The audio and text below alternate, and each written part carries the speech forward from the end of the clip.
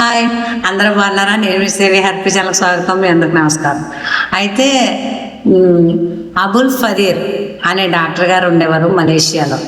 అయితే ఆయనకి పెద్ద పథకం ఒకటి ఇచ్చారు. అంటే ఆయనకి ఒక అవార్డ్ ఫంక్షన్ పెట్టి ఆయన సత్కరించి ఆయనకి బిరుదు ఇవ్వడం కోసం ఒక దగ్గరికి పిలిపించారు. మన ఇండియాకి వచ్చారు. ఆయన వచ్చినప్పుడు హెలికాప్టర్లో వచ్చారు. ఒక దగ్గరకు వచ్చేటప్పుడు పాడైపోయింది.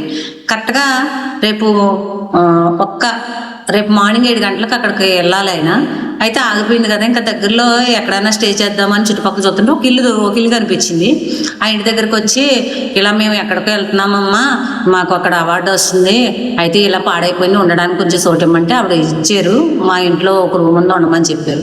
ఈమె మయమయ్యన్న ఓం నమో నారాయణ మంత్రం చెప్పుకుంటుంది. ఏంటమ్మా మీరు ఇందాక నుంచి నోట్లో ఏంటో చెప్పుకుంటున్నారు అని అడుగుతారు ఆయన అబుల్ ఫదీర్ డాక్టర్ గారు. అడిగినప్పుడు మా అబ్బాయి ఉన్నాడండి 10 సంవత్సరాల బాబుకి, ఆ అబ్బాయి ఒంట్లో బాగాలేదు, ఎక్కడ బ్రతకడని చెప్పారు. ఆయనకు ఆపరేషన్ చేయాలంటే చాలా డబ్బు ఖర్చు అవుతుందని చెప్పారు. ఆయన ఎక్కడో కానీ దొరకరు ఆయన అని చెప్పారు. నాకు అంత స్తోమత లేదు, అంత డబ్బు లేదు, అందుకని నేను నారాయణనే ఆశ్రయించానని చెప్తారు ఆవిడ.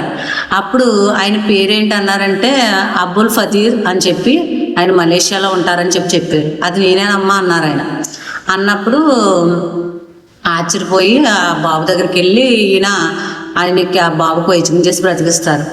ఇది చూడండి, దేవుడి మీద నమ్మకం అంటే ఎంత విశేషమో. ఈమె ఆ వైద్యం చేయలేని పరిస్థితిలో ఉంది, అంత డబ్బు పెట్టలేని పరిస్థితి ఉంది, ఆయన్ని కనీసం కలుసుకోలేని పరిస్థితిలో ఉంది. ఈమె నారాయణని ఆశ్రయించింది. నారాయణుడు అవార్డు ఫంక్షన్కి కూడా తీసుకెళ్ళేటప్పుడు మార్గ మధ్యలో వచ్చిన అవాంతరాన్ని పెట్టి ఆమె భక్తురాలు దగ్గర తీసుకొచ్చి భక్తురాలు బిడ్డకు వైద్యం చేయించాడు. చూసారా, నారాయణ మంత్రం ఎంత శక్తినిస్తుందో. ఆ డాక్టర్నే ఇంటికి తీసుకొచ్చింది. మీరు నమ్ముతారా?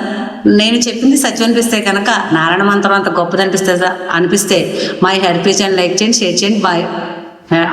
మై హ్యాపీ ఛానల్ లైక్ చేయండి, షేర్ చేయండి, సబ్స్క్రైబ్ చేయండి. బాయ్.